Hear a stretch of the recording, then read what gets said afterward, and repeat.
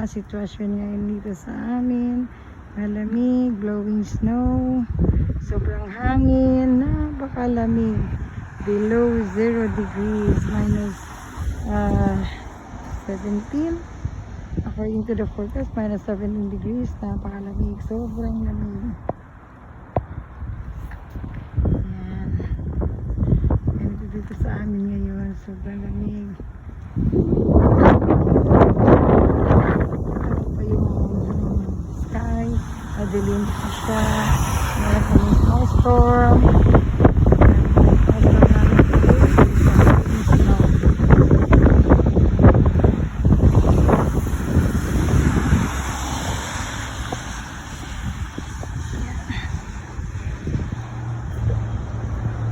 Kalsada hindi pa siya masyadong, wala pang snow ang kalsada kasi wet snow pa siya sa ngayon.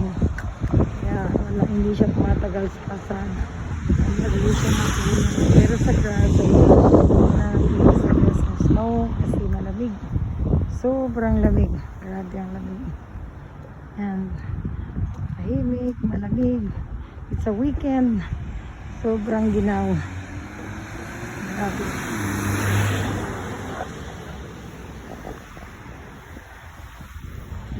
Sa amin, and snowstorm today, kaya kailangan uuwi, magpahinga, matulog, hide.